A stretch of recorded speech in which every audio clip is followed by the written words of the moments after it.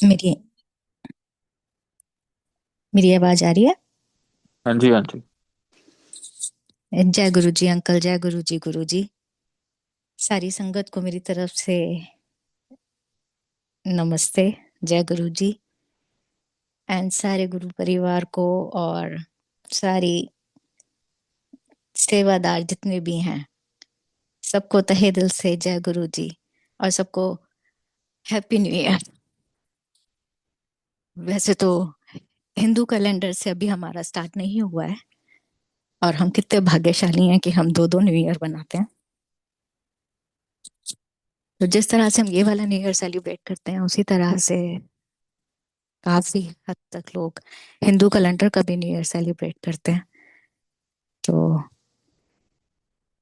आज समझ में नहीं आ रहा कहाँ से शुरू करूं, लेकिन शुरू से ही शुरू करूंगी। और फिर जो जो मुझे याद आता जाएगा, मैं वो सत्संग शेयर करती रहूंगी। Thank you so much uncle, फिर से एक बार ये घड़ी आपने मेरी झोली में डाली। मैं गुरु जी की आपसे कुछ बातें शेयर कर सकूं,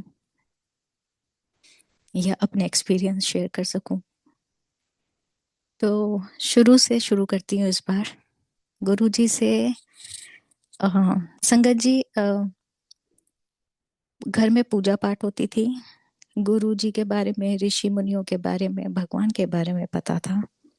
बट अपने रब के बारे में मुझे नहीं पता था कि अपना रब संसार में आए हुए हैं, धरती पे आए हुए हैं। और भगवान जब आते हैं तो गुरु जी तो महाशिव हैं, और वो किसी भी रूप में आ सकते हैं, है ना।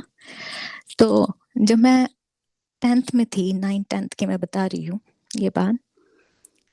तो जब मैं 9th 10th में थी तो स्कूल जाती थी। तो स्कूल जब मैं जाती थी तो जो हमारे अ, आसपास के घर की जो दीदियां होती थी ना, उनके साथ मम्मी भेज देती थी, क्योंकि मम्मी को लगता था बड़ी दीदी हैं, उनके साथ ही स्तुति चली जाएगी तो सेफली चली जाएगी। क्योंकि उस टाइम पे बच्चे बहुत रिस्पॉन्सिबल होते थे, कि जिम्मेदारियां निभा लेते थे कि आंटी आप छोड़ दीजिए, हम आराम से ले जाएंगे करके। तो घर के पास ही एक लड़की रहती थी, और वो ही लड़की मेरी क्लास में भी थी। तो वो मुझको पसंद नहीं करती थी। तो ना ही मैं उसके साथ जाती थी, ना वो हम लोगों के साथ जाती थी। तो एक दिन ऐसा हुआ कि वो घर पर आ गई। जब वो घर पर आके खड़ी हुई, और उसने मम्मी को बोला कि आंटी स्तुति को भेज दीजिए, मैं उसको लेने आई हूँ। तो मैंने उसको देखा, तो मैंने अपनी मम्मी को बोला मुझे इसके साथ नहीं जाना, मैं जाऊंगी ही नहीं इसके साथ। और संगत जी, कभी भी नहीं करना चाहिए। ये मेरी शायद अ, छोटे बचपन का बोल लो, या काफी हम बड़े हो जाते हैं तो भी हम बदतमीजियां कर जाते हैं जाने अनजाने में। क्योंकि हम ह्यूमन बीइंग हैं, हमें लाइक डिसलाइक, चीजें पसंद आनी ना आनी, ये सब कुछ नेचुरल हमारे ह्यूमन उसमें होता है। तो मैंने मम्मी को मना कर दिया, मैंने कहा मुझे नहीं जाना इसके साथ। तो मेरी मम्मी ने मुझे किचन में बोला कि वो अपना सब कुछ छोड़कर, ईगो है या लड़ाई झगड़ा है, वो छोड़कर आई है। वो आई है ना, आप ना जाओ उसके साथ, ऐसा नहीं हो सकता, आप तैयार हो और जाओ। तो जब मैंने सबके सामने उससे पूछा, कि मैंने कहा बाकी के लोग कहाँ हैं, बाकी की दीदियाँ कहाँ हैं जो हम मेरे को लेने आती थी। तो उन्होंने कहा वो आज नहीं आई हैं, वो जल्दी चली गई हैं, कुछ उसने मुझे ऐसे बोला। मैं उसके साथ चली गई रास्ते में जब मैं जाने लगी तो मैंने उसको देखा, मैंने कहा ये बात ही नहीं कर रही है। ऊपर से इतनी साफ सुथरी, मतलब चेहरे पे बिल्कुल काम, ऐसा मैंने फेस कभी नहीं देखा उसका। मैंने एक दो बार बात करने की कोशिश करी तो उसने हाँ या हूँ में जवाब दिया। हम स्कूल की तरफ जाने लगे, तो स्कूल के बाहर संगत जी, क्योंकि स्कूल मार्केट के वे में आता था, तो सुबह सुबह जो फ्रेम करते हैं फोटोज, फ्रेम हो जाते हैं जिनके, जो फोटोज की फ्रेम की शॉप थी ना, तो जिनके फोटोज फ्रेम हो जाते हैं वो बाहर टंगा देते हैं, जिससे स्पेस बन जाए। तो हम जब जा रहे थे तो गुरु जी का स्वरूप भी टंगा हुआ था, जो कि मैंने देखा नहीं था। उस स्वरूप में से एक लाइट आती है, मेरे माथे और आईज के पास आती, आ जाती है, लगती है मतलब। तो जब वो लाइट आके लगती है तो मैं कहती हूँ ये कहाँ से आई लाइट। तो जब मैं देखती हूँ तो मैं कहती हूँ ये यहाँ से आई। फिर मेरा एक और क्वेश्चन होता है, ये यहाँ से लाइट मेरे पे कैसे आई। तो वो लड़की मुझसे जो मेरे साथ थी तो मुझसे कहती है आप जानती है नहीं ये कौन है। तो मैं उनको उसको बोलती हूँ नहीं मुझे नहीं पता ये कौन है। तो मुझसे कहती है ये गुरुजी हैं। और गुरुजी का येलो वाला स्वरूप लगा हुआ था। मैं गुरुजी को देखती हूँ, मैं हाथ जोड़ती हूँ और मैं कहती हूँ, मैंने कहा वाह ये तो बहुत महापुरुष हैं। ये तो बहुत बहुत ही अच्छी पर्सनैलिटी, मतलब एक ही निगाह में मुझे गुरुजी बहुत अच्छे लगे। जैसे महाराजा कहते हैं ना, बिल्कुल महाराजा टाइप। फिर उसके बाद हम स्कूल चले गए। जैसे ही स्कूल के मैं अंदर जाती हूँ तो मुझसे कहती है मैं स्कूल के अंदर नहीं आऊंगी। जब स्कूल की छुट्टी हो जाएगी तो मैं तुम्हें यहीं मिलूंगी और यहीं से हम वापस स्कूल जाएंगे। मैंने भी अपना ज्यादा ना उससे क्वेश्चन पूछे कि क्यों नहीं आओगी क्या है। ऐसे ओके अंगद जी, मैं स्कूल में चली गई। स्कूल की छुट्टी हो गई। हम लोगों का स्कूल में स्कूल ड्रेस होता है, कोड ड्रेस कोड होता है। जब स्कूल से छुट्टी हुई और मैं बाहर निकली तो मेरे दिमाग से पूरी तरह से उतर चुका था कि वो मुझको बाहर मिलेगी। और आप सोचें कि जब स्कूल की छुट्टी होती है बच्चे एकदम से बाहर निकलते हैं। अगर पेरेंट्स भी बाहर खड़े हो तो उन्हें अपने बच्चा देखने में समझने में टाइम लगेगा। और वो सामने ऐसे खड़ी हुई थी, ना तो उसने मुझे ढूंढा ना मैंने उसे ढूंढा। तो मुझसे कहती है चलें। तो मैंने कहा चलो। हम चले तो मुझसे बोलती है पेस्ट्री खानी है। तो मम्मी पैसे नहीं देती थी, बाहर का खाना मना था हमें कि ऐसे स्कूल से के टाइम पे नहीं खाओगे। तो संगत जी मैंने हाँ कह दिया। मैंने कहा हाँ खाऊंगी बट मेरे पास पैसे नहीं है। तो मुझसे कहती है कि कोई बात नहीं, मैं तुम्हें खिलाऊंगी और चलते हैं। चले गए संगत जी खाने का। और वो एक शौक होता है कि बाहर खड़े होके स्कूल के बाद खाना है।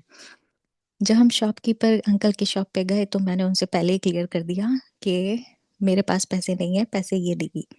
तो वो मुस्कुराए, उन्होंने कहा हमें पता है ये हमारे पास खाती खाती रहती है तो उसको उसकी उधारी वगैरह चलती रहती है। अब उन्होंने मुझसे कहा पेस्ट्री पसंद कर लो। संगत जी मैं अटक गई कि कौन सी पेस्ट्री पसंद करूं, क्योंकि पता ही नहीं है कि कौन सी, मतलब पैसे किसके ज्यादा हैं किसके कम हैं। तो मैं ये सोच ही रही थी कि कौन सी खाऊं, तो इतने में शॉपकीपर अंकल मुझे कहते हैं कि आप ये वाली पेस्ट्री खाओ, आज हमारी शॉप पे पहली बार आई है एगलेस पेस्ट्री। मैं गर्दन हिला देती हूँ। मैं वो फटाफट पेस्ट्री खाती हूँ। और जब मैं पेस्ट्री खा रही होती हूँ तो मैं क्या देखती हूँ कि जिनके साथ मैं आती थी, जो हमसे बड़ी दीदियां हैं, जिनको हम दीदी कहते हैं, जो हमसे सीनियर्स हैं, वो खड़े हुए हैं। तो जब वो खड़े हुए थे तो मैंने उन्हें देखा। तो मैंने इसको बोला, मैंने कहा तुमने तो कहा था ये आई नहीं है, क्योंकि बिल्डिंग्स अलग अलग हैं, एक ही स्कूल की बिल्डिंग्स पर बच्चे इधर से उधर नहीं जा सकते। तो मुझसे बोली कि हाँ हाँ तुमने खा ली है, तुम इन्हीं के साथ चली जाओ, ये आए हुए हैं, जाओ जाओ। तो मैंने कहा तुम कहती मैं चली जाऊंगी बाद में। मैं दीदियों के साथ वापस आ गई। दीदियों ने कहा अपनी दुश्मन के साथ। तो मैंने कहा नहीं नहीं ये बहुत अच्छी हो गई है, ये बिल्कुल वैसी है ही नहीं, ये तो बड़ी अच्छी हो गई। चलो ये करते कराते घर आ गए, मम्मी को भी सारी स्टोरी बताई। मम्मी को लगा कि बचपन की बातें जैसे बच्चे बोलते ही हैं। तो मम्मी ने हूं करा और लाइफ चलती आगे। नेक्स्ट डे जब स्कूल फिर गए हुआ, संगत जी वो आई नहीं। तो मेरे को लगा, मैं कहा क्यों नहीं आई। ये करते करते एक दिन, दो दिन, तीन दिन, एक हफ्ता हो गया, आई नहीं। फिर जब वो नेक्स्ट वीक आई, तो जब वो क्लास में एंटर एंटर कर रही थी तो मैं उसके पास गई। मैंने कहा कि तुम आ गई। उस लड़की ने मेरे को उतनी ही बुरी तरह से डांटा कि तू है कौन मुझसे पूछने वाली कि तुम आ गई। जब आपने मतलब बदतमीजी से उसने मुझसे बात करी। और मेरे को बहुत लगा कि ये ऐसे कैसे हो सकता है, ये मेरे घर आई थी, इसने मुझे पेस्ट्री खिलाई, हम दोनों की तो दोस्ती हो गई थी, है ना। चलो कोई बात नहीं, मैं चुपचाप जाके बैठ गई। बैठने के बाद सिलसिला फिर आगे चलता रहा। फिर मेरा संगत जी 10th का स्टार्ट हो गया और मैं पढ़ाई में मेरा ज्यादा मन नहीं लगता था। तो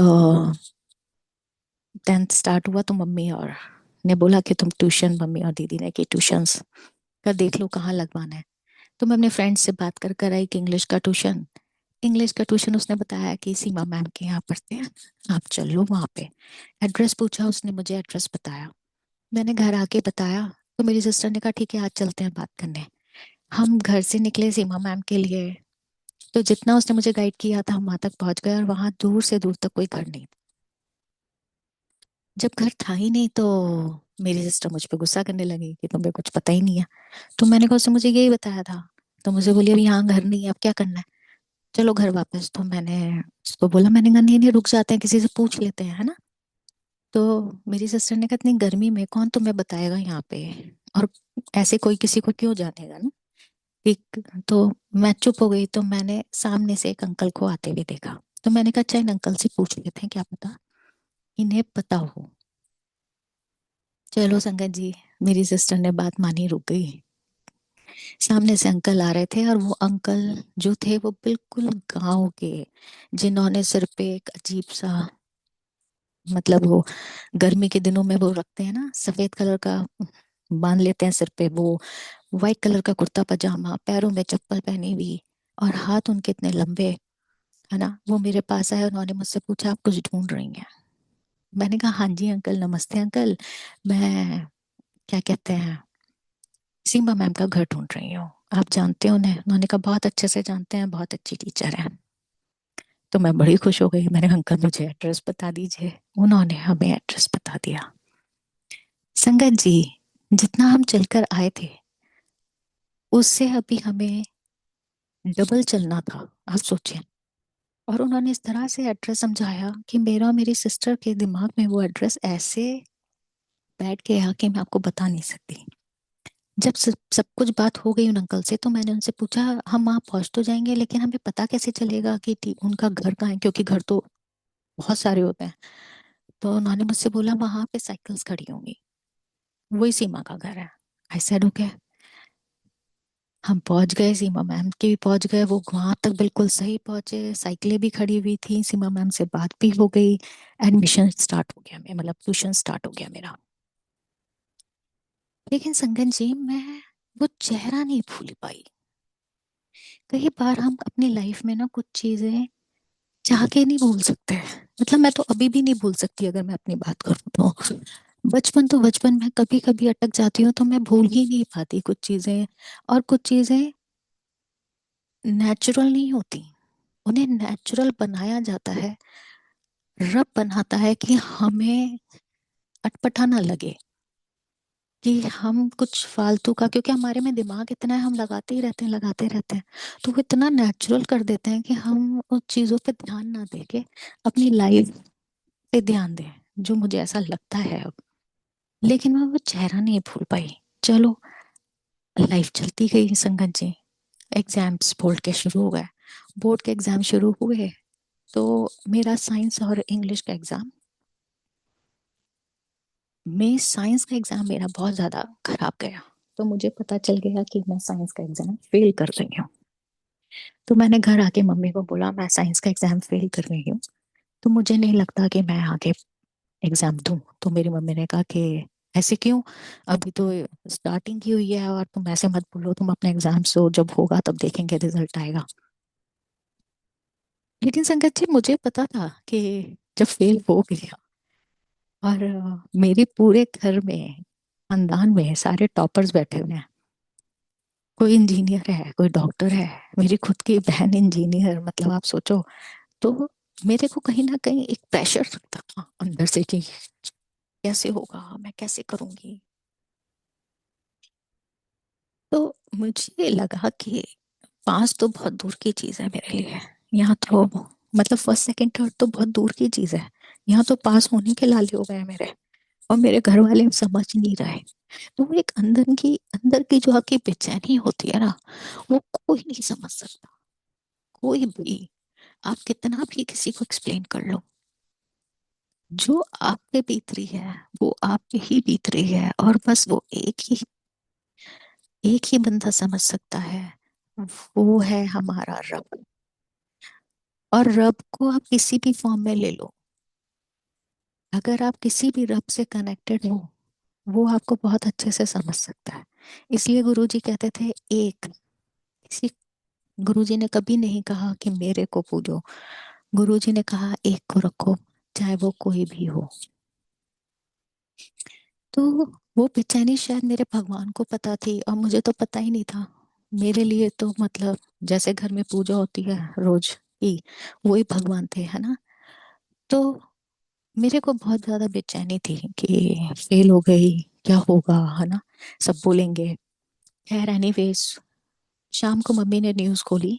न्यूज़ में आया संगत जी कि साइंस का और इंग्लिश का एग्जाम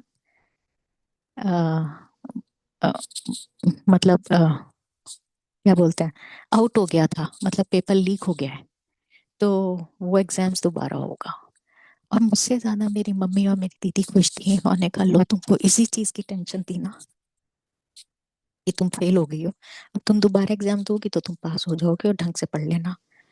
तो मैंने कहा अच्छा। लेकिन वो लोग तो खुश थे संगत जी, मेरे अंदर बहुत अजीब सी बेचैनी थी कि ये कैसे हो गया। क्योंकि बोर्ड का एग्जाम, ये पहली बार मेरी उस पे हुआ कि पेपर आउट हो गया। मैंने उससे पहले कभी भी नहीं सुना कि पेपर आउट हो गया। और मेरे टाइम मतलब जब तक मैंने एग्जाम दिए हैं, मतलब बोर्ड के, तब तक बोर्ड का हंगामा बहुत ज्यादा था कि 10th और 12th का बोर्ड है, बोर्ड है, बोर्ड है। मतलब बच्चों के लिए बहुत बड़ी बात मानी जाती थी।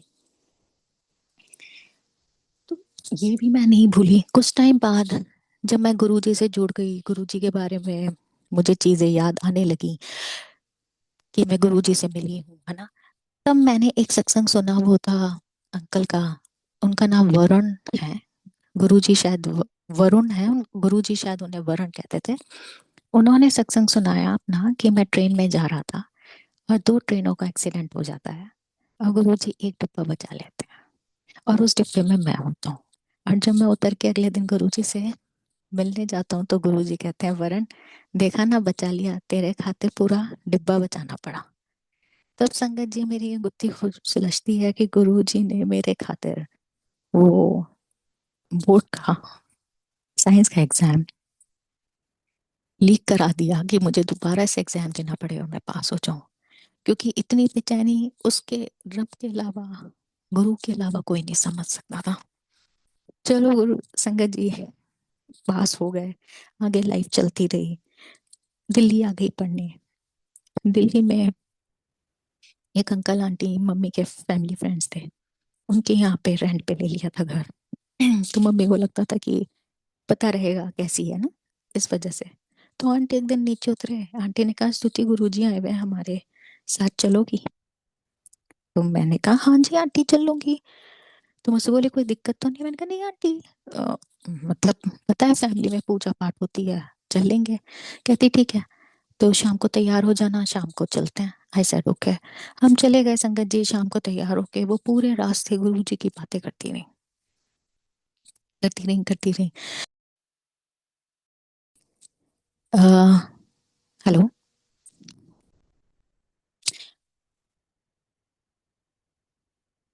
हेलो। आंटी आवाज आ रही है, प्लीज अच्छा कंटिन्यू अच्छा, करिए। Sorry sorry. तो संगत जी मैं सुनती रही। लेकिन एक उस पे, क्योंकि मेरी बहुत टीनेज चल रही थी, तो मैं एक उस पे अटक गई। उन्होंने एक सत्संग सुनाया जो मुझे बहुत अच्छे से याद है और आज तक याद है। उन्होंने कहा स्तुति गुरुजी तो अ, यहाँ की संगत तो संगत, बाहर के भी लोगों का कल्याण कर देते हैं। तो मैंने कहा अच्छा आंटी। कहती बाहर एक आंटी है, फॉरनर आंटी, कोई विदेश में रहती थी, वो गुरुजी से टेलीपैथी में बात करती थी। मुझे टेलीपैथी पता ही नहीं था। तो मैंने कहा आंटी टेलीपैथी मतलब टेलीपैथी क्या होती है गुरु, मतलब भगवान से कैसे बात कर सकते हैं? क्योंकि मैंने तो कभी ये सारी चीजें देखी नहीं कि भगवान से भी बात करी जा सकती है ना। तो उन्होंने मुझे थोड़ा सा बताया कि वो पूजा के टाइम गुरु जी उनसे मिलने आते थे, वो गुरु जी के दर्शन करती थी। तो उन्होंने गुरु जी को बोला कि मुझे आपसे मिलना है। तो गुरु जी ने कहा तो फिर आ जा इंडिया। तो इंडिया आई। तो मैंने कहा आंटी फिर वो मिली? तो उन्होंने मुझसे कहा कि नहीं सुधी, गुरुजी, उन्होंने गुरुजी से पूछा मैं कैसे हूँ, तो गुरुजी ने कहा कि टैक्सी ले ले। राइट लेफ्ट गुरुजी बताते रहे। वो टैक्सी ड्राइवर को बताती रही, वो गुरुजी से मिली। तो मुझे लगा, मैंने कहा ऐसे कैसे पॉसिबल हो सकता है? क्योंकि मेरे को उस टाइम पे ये लगता था कि मेरी फैमिली से ज्यादा कहीं और पूजा पाठ होती नहीं है। क्योंकि मैंने हर तरह की पूजा अपनी फैमिली में देखी है संगत जी। हवन में हवन देखे हैं, मतलब मालाओं की पूजा देखी है, ग्रंथों की पूजा देखी है। मेरे मम्मी पापा, मतलब मेरी खुद की mummy, Radha Krishna, mummy papa मेरे राधा कृष्ण के बहुत बड़े भक्त। तो मेरी मम्मी कभी भागवत लगा लेती थी, कभी गीता, कभी पुराण, मतलब एक खत्म होता था दूसरा खुल जाता था। तो मुझे ये चीजें हजम हो नहीं रही थी। तो मेरे को लगा अच्छा आंटी, खैर इतनी टीनेज चल रही थी। हम छतरपुर के वहां पे मंदिर में रुके, देवी जी का दर्शन किया, फिर हम आगे आगे चले। पता नहीं कहाँ पे गुरुजी आए हुए थे, हम वहां गए। वहां पे संगत जी अंदर जा ही रहे थे, रास्ते में अंकल ने मुझे बोला कि स्तुति तुम क्या कहते हैं जॉब के लिए सोचोगी ना पढ़ाई के बाद। तो मैंने कहा हाँ जी अंकल, कि गुरुजी तुम्हें जॉब दे देंगे। और मैं तो बड़ी इम्प्रेस हो गई कि बिना करे कुछ भी मिल जाए। तो मैंने कहा अच्छा अंकल, गुरुजी दे देते हैं? कहती हाँ हाँ, गुरुजी से तो जो मांगो गुरुजी दे देते हैं। मैंने कहा ये तो बड़ी सही जगह आ गई हूँ। मैंने कहा अंकल फिर हम यही करेंगे कि ठीक है। अंदर घुसी ना संगत जी, मेरे दिल की धड़कन और मेरे कानों तक मुझे सुनाई दे रही थी धक धक धक धक, और मेरे हाथ पैर हिलने लगे। तो मुझे क्या फील हुआ, मुझे लगा कि जब हम बड़े महापुरुषों से मिलते हैं, उन्होंने बहुत तप करा होता है, ऐसे ही नहीं कोई बन जाता ना। जब हम पढ़ाई करते हैं तभी तो हमें नॉलेज होती है, तभी तो हम कुछ चीज क्लियर कर सकते हैं ना। तो मुझे यही इंप्रेशन रहा कि ये महापुरुष हैं, इस वजह से मेरी मेरे को घबराहट हो रही है। क्योंकि हम ह्यूमन बीइंग, और मेरी टीन एज चल रही थी संगत जी। टीन एज में बच्चों को चीजें थोड़ी कम ही समझ में आती हैं। तो मैं मस्तीगिरी में, दूसरों की मजाक बनाने में बहुत लगी रहती थी उन दिनों पे। तो मैं जितना गुरु जी के पास आती गई, उतनी मेरी धड़कनें तेज होती रही। मेरी बारी आ गई महाराज के दर्शन करने की। ऐसा लग रहा है आप लोगों से ये सत्संग शेयर करके कि मैं फिर से वो चीज जी रही हूँ। संगत जी मैं बैठ गई, बैठ के मैंने गुरु जी को सिर झुका के नमस्ते करी। और फिर उसके बाद जब मैं उठी, संगत जी मैं उठ नहीं पाई। ऐसा लगा मुझे वहां किसी ने पकड़ लिया। मतलब मैं, ये मेरा खुद खुद का एक्सपीरियंस है पहला, ये मैं चाह के भी उठ नहीं पा रही थी, ऐसा लगा किसी ने पकड़ लिया है। तो मुझे एक संगत, जो सेवादार अंकल होते हैं, उन्होंने बोला उठो, दूसरों को भी आना है ना। तो मुझे लगा कि इंसल्ट हो गई, मतलब मैनर्स के खिलाफ है, ये मैंने कैसे कर दिया। कि जब मैं सबको देख रही हूँ वो नमस्ते करके सिर झुका के आगे बढ़ रहे हैं, तो मैं कैसे रह गई। तो वो मुझे एक इंसल्ट समझ लीजिए, कुछ भी समझ लो। तो वो मुझे एक हेजिटेशन सा फील हुआ, तो मैं अपना वो कवर करने के चक्कर में मैंने उन्हें बोल दिया कि मुझे इनसे बात करनी है। और वो जो मैंने बोला, वो वॉइस पूरी प्रॉपर थी नहीं। तो इतने में वो अंकल आ गए जिनके साथ मैं आई थी। उन्होंने कहा स्तुति को गुरु जी से बात करनी है। तो उन्होंने कहा क्या बात करनी है, और मैं बिल्कुल ब्लैंक, मुझे पता ही नहीं मुझे क्या बोलना है। तो अंकल ही बोलते हैं कि इस पूर्णी, जो आपकी बात करनी। तो वो आते हैं, कहते हैं कि गुरुजी ने कहा है 7 कैंडल्स जला दो। चलो संगत जी, बैठ गए आके संगत में। जब मैं बैठी तो मैंने देखा वहां पे वीडियो बन रही थी, और एक अंकल कैमरा से फोटोज क्लिक कर रहे थे, और शब्द वगैरह चल रहे थे। सुनने ना सुनना मेरे लिए बिल्कुल बराबर ही था। तो जब वो पिक्चर क्लिक कर रहे थे, तो मेरे दिमाग में क्या आया कि जब मैं बड़ी हो जाऊंगी और ये पिक्चर मेरे सामने आएगी, मेरी खुद की अपनी फोटो, तो मुझे पता चल जाएगा कि मैं इस संगत में बैठी थी गुरु जी की। और उस टाइम पे ये चीज मेरे दिमाग में क्यों आई संगत जी, मुझे पता भी नहीं। आप सोचो, मैं ये बता रही हूँ मैं आपको 2004 और 5 की। इस ये इन दोनों में से कोई एक ही घर है। और ये उस टाइम पे ऐसे मेरे दिमाग में क्यों आई है, ये मुझे भी नहीं पता। आई और आके चली गई। ठीक है, यहाँ पे मैं भी सत्संग जरा होल्ड करती हूँ। मैं आपको बताती हूँ कि जब मैं यहाँ आ गई, मेरी शादी हो गई, बच्चा हो गया, मैं कनाडा शिफ्ट हो गई, तो संगत जी मुझे बेचैनी हो गई। क्या बेचैनी हो गई कि मैं, मेरे को जब चीजें मैं ना बीच में सारी चीजें भूल चुकी थी, तो मुझे चीजें याद आने लगी, है ना। तो जब मुझे चीजें याद आई तो मुझे ये भी याद आया कि मैं गुरुजी से मिली हूँ, और मैं गुरुजी के साथ उनके संगत में बैठी हूँ। और मुझे ये भी याद आया कि मैंने फोटो खींच रही थी तो मैंने ये मेरे दिमाग में आई। तो मैं ना सबको बता देती थी कई बार कि हाँ हाँ मैं गुरुजी से मिली हूँ। अब बहुत संगत, गुरु परिवार बोलता था अरे ये स्तुति भी गुरुजी से मिली है। मुझे अपनी कोई बढ़ियाई नहीं करनी थी कि मुझे गुरुजी में, मतलब मैं गुरुजी से मिली हूँ, बस नॉर्मली बोल देते थे। तो एक दिन मुझे अपने आप पे डाउट हो गया। तो मैंने गुरुजी के स्वरूप में बोला, स्वरूप स्वरूप के पास जाके, मेरा गुरुजी मैं मिली भी हूँ आपसे कि नहीं, कि मुझे ऐसे ही लगता है कि मैं आपसे मिली हूँ। अगर मिली हूँ तो प्रूफ कहाँ है। क्योंकि मेरे दिमाग में ये बात थी उस टाइम पे। मैंने गुरुजी को बोला, मैंने कहा जब मैं बैठी थी तो संगत में फोटो खींच रही थी, और मैंने बहुत बोली थी कि जब मैं बड़ी हो जाऊंगी तो वो आ, मतलब फोटोज मेरे पास आएंगी। तो फेसबुक पे आपके इतना वीडियो आती हैं अलग अलग, इतनी मतलब फोटोज आती हैं, किसी भी फोटो में मैं नजर नहीं आती, इसका मतलब मैं गप मार रही हूँ क्या। संगत जी ये बात मैंने 3 से 4 बार बोली होगी, क्योंकि बेचैनी इतनी बढ़ गई कि शायद मैं झूठ बोल रही हूँ लोगों को, मतलब गलत, मतलब गलत नहीं बोलो ना, झूठ नहीं बोलो, भले ही कोई जरूरी नहीं है मिले हो या ना मिले हो। तो मैंने गुरुजी को बोला मुझे प्लीज करेक्ट कर दो, क्योंकि मैं झूठ नहीं बोलना चाहती, क्योंकि मैं अपने कर्म देख चुकी हूँ और मैं आगे पाप नहीं कमाना चाहती। ये कह के जब मैं लास्ट सोई, अगले दिन सुबह, संगत जी मैं फेसबुक खोलती हूँ, टेलीपैथी से आवाज आती है, ले फड़ ले अपनी फोटो।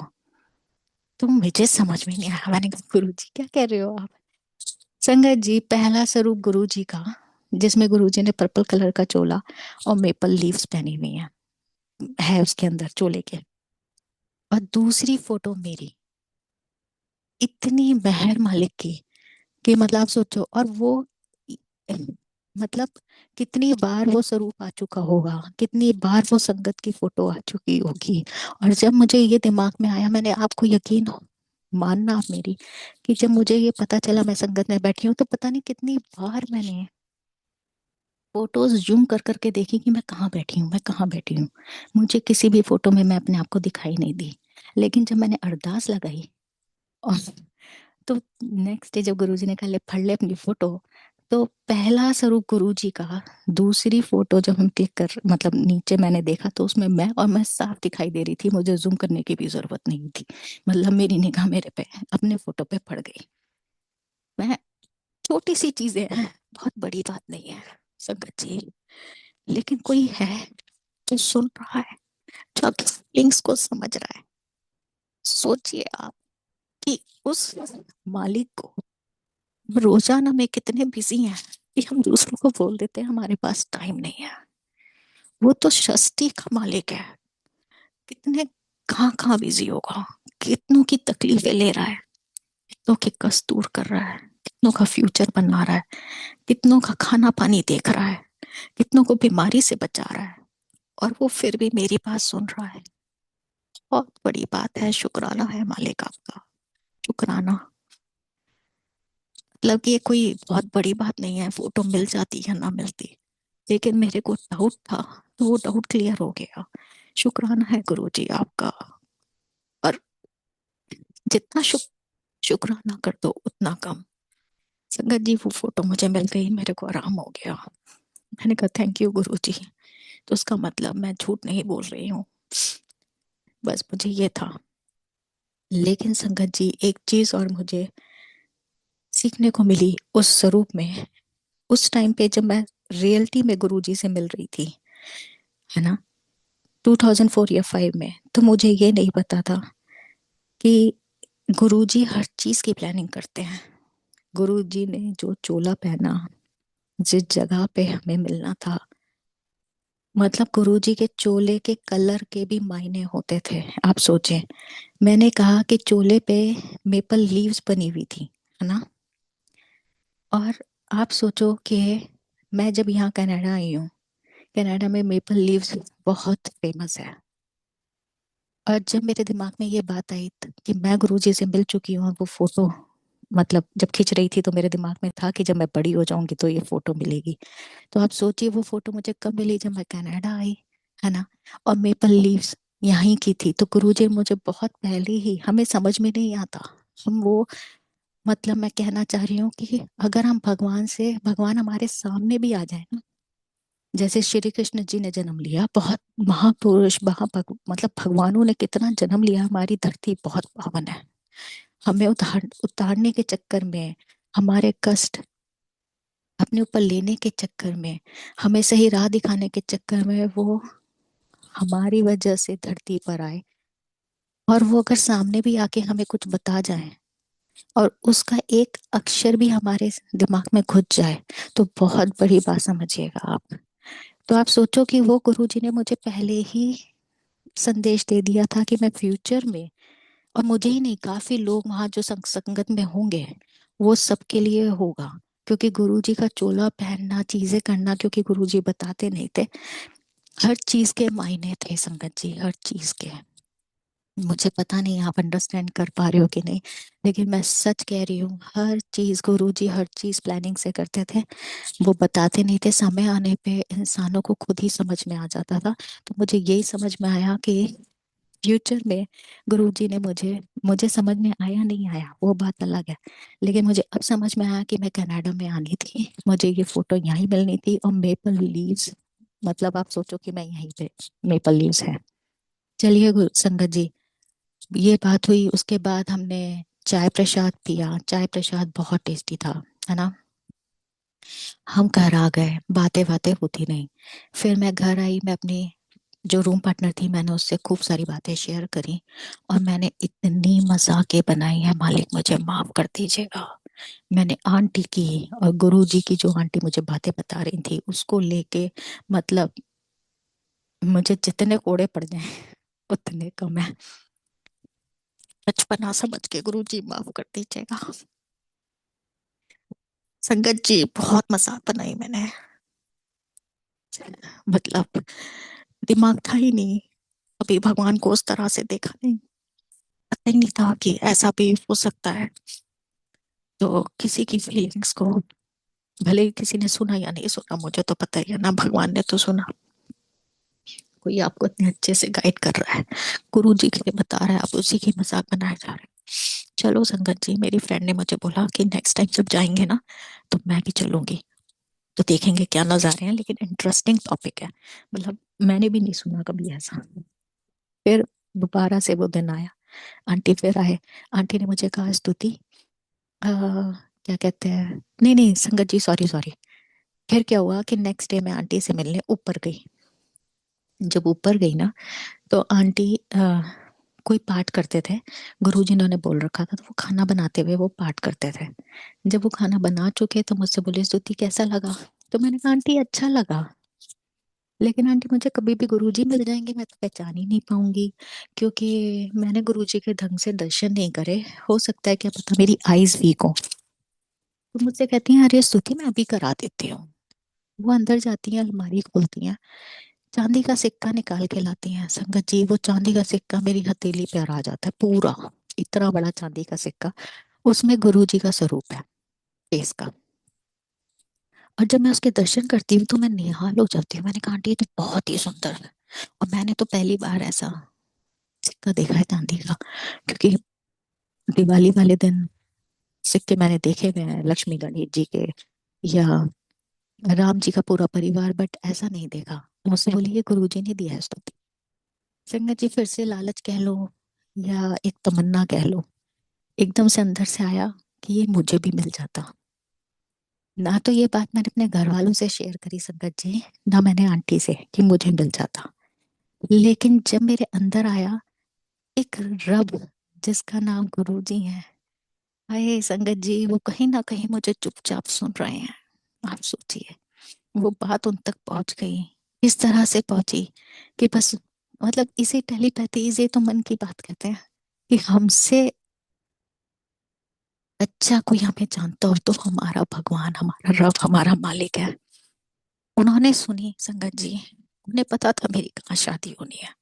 उन्होंने मेरे, मुझे नहीं पता उन्होंने वो कब भिजवाया, लेकिन वो सिक्का शादी से पहले मेरे फादर इन लॉ को मिला। क्योंकि जीडी गोइंका में वो प्रिंसिपल थे, और जीडी गोइंका की आधी से ज्यादा संगत उस टाइम पे गुरु जी की संगत थी, जो गुरु जी से लाइफ मिल चुकी थी। तो वो आए, ये 2000, मैं आपको बता रही हूँ, उन्होंने बताया था ये मुझे 2005 या 6 में मिला, और मेरा भी 2004 या 5 की बात चल रही है। वो आए, उन्होंने वो सिक्का ऑफिस में, स्कूल में सर्वज्ञ के फादर को दिया, और कहा ये हमारे गुरुजी ने आपको भिजवाया है, आप इसे प्लीज अपने पर्स में रख लीजिएगा। उन्होंने वो माथे और आंख से लगा के सिक्का, गुरुजी का चांदी का, वो अपने पास रख लिया, और वो भी भूल गए संगत जी। आप सोचिए कि उनकी पॉकेट में कोई सिक्का है गुरुजी का। फिर उसके बाद क्या हुआ, जिंदगी उनकी भी चलती रही, मेरी भी चलती रही, मेरी शादी हो गई। शादी के बाद कुछ नहीं पता, चलते रहे हम। फिर एक टाइम ऐसा आया कि गुरुजी आ गए जिंदगी में, बहुत ऊपर नीचे हुआ, तो गुरुजी आए। गुरुजी आए तो उन्हें वो, जब उन्होंने गुरुजी के दर्शन करे, उन्हें वो सिक्का याद आ गया। तो उन्होंने वो जब सिक्का निकाला, तो वो अंदर से अपने उसमें इमोशनल हो रहे थे कि अरे गुरुजी आप हमारे पास पहले ही आ गए, सिक्का मतलब आपने हमें ब्लेस कर रखा है। तो वो संगत को भी सिक्का मतलब गुरुजी का दिखाते थे कि लीजिए दर्शन कर लीजिए। तो भी मेरे दिमाग में कभी नहीं आया संगत जी की ये सिक्का मुझे मिल जाता है, कभी नहीं। वो हम लोगों को यहाँ विजिट करने आए। जब विजिट करने आए, तो जिस दिन आए उसके नेक्स्ट डे मुझसे कहते हैं स्तुति बेटा मेरे पास आओ, मुझे तुम्हें कुछ देना है। तो मैं हंसने लगी, मैंने कहा मैं चाय बना लेती हूँ, फिर हम दोनों साथ बैठ के चाय पीते हैं। कहते नहीं नहीं पहले तुम आओ, मुझे अभी के अभी देना है, क्योंकि मुझे अंदर से बेचैनी हो रही है। तो वो उनके चेहरे से दिख भी रहा था संगत जी। तो मैं उनके पास गई, मैंने कहा हाँ जी, कहते हाथ करो। तो मैंने हाथ किया, उन्होंने गुरु जी का सिक्का मुझे दे दिया। बहुत बड़ी बात नहीं है संगत जी ये, लेकिन भगवान, टाइम, समय, आपकी बात का मान रखना, ये, और अब तुच्छ, मुझ जैसी तुच्छ बंदी के लिए जो किसी के काबिल भी ना, वो सिक्का उन्होंने संगत जी मेरे हाथ पे रखा, और मैं वो सिक्का देखते ही उछल गई। मैंने कहा आप ये क्या दे रहे हो, आपको पता है ये तो गुरु जी की ब्लेसिंग है, मैं तो कभी किसी को ना दूं। तो मुझसे बोले मैं भी नहीं देता, इतना टाइम हो गया, मैंने कभी तुम्हें बोला? तो मैंने कहा नहीं। कहते आज अंदर से आ रहा है, दे दो दे दो दे दो। कह रहे इसलिए मैं दे रहा हूँ। तो ये लो स्तुति तुम्हारा ही था। अब मुझे अब यकीन, अब लग रहा है कि मुझे, मतलब जो चीज आपके पास है और आप उसको भूल जाओ, तो इसका मतलब ये तुम्हारे लिए ही आई थी, और आज सब सही समय है, इसलिए मैं शायद तुम्हें दे रहा हूँ, क्योंकि मुझे अंदर से बेचैनी हो रही है कि दो दो दो। तो संगत जी थैंक यू सो मच गुरु जी, फिर से आपका बहुत बहुत शुक्राना कि 2004 में या 5 में कही गई मेरी मन की बात आपने इन कुछ साल पहले पूरी कर दी। शुक्राना है मालिक, क्योंकि संगत जी भगवान देने को अभी दे दे, क्या पता मुझे 2004 में मिल जाता। मेरी टीन एज थी, मैं उस काबिल होती कि नहीं कि मैं संभाल सकती या उनकी ब्लेसिंग को समझ सकती। तो हमें, भगवान को सब पता हमें कब क्या चाहिए, लेकिन समय, संगत जी बहुत बड़ा बलवान है, हम उस लायक हों, हम चीजों को संभाल सकें, हम उसकी कदर कर सकें। क्योंकि कोई भी चीज, हर चीज की रिस्पेक्ट करनी चाहिए, क्योंकि कोई भी चीज हमारे शरीर की भी, आंखें हैं, मुंह है, सांसें हैं, नाक है, दिल है, ये वेस्ट नहीं है संगत जी, भगवान ने हमें दे रखा है, हम पूर्ण है। हमें रोज शुक्राना करना चाहिए, क्योंकि कभी कभी मैं उन लोगों को देखती हूँ जिन, जो बेचारे आधे अधूरे हैं शरीर से, जिनके पास बोलने के लिए जवान नहीं है। तब मुझे लगता है मालिक आपका बहुत बहुत शुक्राना, हम बहुत बहुत मेहर है आपकी हम पे कि आपने हमें मतलब हर चीज से नवाजा है। थैंक यू सो मच संगत जी। उस मतलब ये दो सत्संग मैंने इकट्ठे आपको सुनाए हैं। फिर उसके बाद मैंने आंटी को, ये उन्होंने मुझे स- सिक्का दिया, सिक्का दिया, तो मुझे अच्छा लगा, मैंने बताया कि मैंने कहा मुझे भी मिल जाता। फिर उसके बाद क्या हुआ कि आंटी ने मुझसे बोला कि स्तुति तुम कैसे कह सकती हो कि गुरुजी ने तुम्हें नहीं देखा, वो नज़ारे कुछ अलग थे। गुरुजी बैठे हुए थे, आप उठ नहीं रही थी, गुरुजी आपको देख के मुस्कुरा रहे थे। संगत जी मुझे सुन के बड़ा अच्छा लगा, और बड़े दिल को, आत्मा को बड़ी ठंडक पहुंची कि अच्छा। तो मैंने कहा अच्छा आंटी, ये सुन के नीचे आ गई संगत जी। फिर वो दिन दोबारा आया, हम दोबारा गए गुरुजी के दर्शन के लिए। आंटी आए, आंटी ने कहा कि स्तुति, गुरुजी आए हुए हैं सुल्तानपुर के किसी फार्म हाउस पे, तुम चलो। तो मैंने क्या करा, मैंने एड्रेस ले लिया। मैंने कहा आंटी आप एड्रेस बता दो कहाँ जाना है। उन्होंने दे भी दिया। तो मुझसे बोली स्तुति ऐसे ऐसे जाना है। ऐसे डोके आंटी। संगत जी मैं सुबह अपनी फ्रेंड को लेके बस बस पकड़ के हम चले गए। मैं पहुंच भी गई वहां पे। बाहर बहुत सिक्योरिटी, सिक्योरिटी खुलवाया दरवाजा, अंदर घुसे, गुरुजी से मिले। नहीं, गुरुजी से मिली नहीं, मैं गुरुजी की तरफ जा ही रही थी कि किसी ने बताया गुरुजी उस डायरेक्शन में है, वहां चले जाइए। नहीं, सामने से एक अंकल आते हैं व्हाइट कलर का कुर्ता पजामा पहने हुए, उन्होंने सिर्फ मुझे रोका और मुझे रोक के कहते हैं कहाँ जा रहे हो। तो मैं कहा गुरुजी से मिलने। तो मुझसे बोले कि गुरुजी नहीं मिलेंगे। मैंने कहा गुरुजी क्यों नहीं मिलेंगे। तो मुझे कुछ पता ही नहीं था संगत जी, तो मुझसे बोले बोल दिया ना गुरुजी नहीं मिलेंगे। मैंने कहा आप समझते नहीं है, क्योंकि मुझे लगा संगत जी, मैंने बाहर से खुलवा लिया, इतनी भारी सिक्योरिटी थी, तो यहाँ एक अंकल को मैनेज करना तो बहुत इजी हो जाएगा मेरे लिए। तो मैंने कहा "आप जानते नहीं है"। मैं कहा गुरुजी मुझे बहुत अच्छे से जानते हैं, मैं गुरुजी से मिलने आई हूँ। तो उन्होंने मुझे इतनी पूरी तरह से फटकार लगाई कि तुम्हें समझ में नहीं आता, एक चीज को बार बार बोले जा रही हो, जाओ यहाँ से। संगत जी मेरा दिल टूट गया। उस टाइम पे कह लो ईगो लगी या क्या पता नहीं, मेरा दिल ऐसा हो गया कि बस। तो मेरी फ्रेंड मुझसे बोला क्या बकवास करे जा रही है, कहाँ लफड़ों में फट गई है, चल वापस चलते हैं। संगत जी मैं टर्न ही लिया और मन में बोला कि मैं अब दोबारा नहीं आऊंगी, मैं आपसे मिलने आई थी, ने जब मुझे बुलाना होगा आप तब मुझे बुलाइएगा। फिर शाम हो गई, शाम को ये लोग सब इकट्ठे गए। आंटी ने मुझे कहा चलो स्तुति तुम तैयार नहीं हुई। तो मैंने उन्हें कुछ नहीं बताया कि मैं मिल मतलब जा चुकी हूँ। तो मैंने कहा नहीं आंटी मुझे नहीं जाना है। तो ये मेरी फ्रेंड और सब लोग चले गए। मेरी फ्रेंड ने कहा टेंशन मत ले, मैं लपेट के लाऊंगी बातें। हम ये लोग चले गए।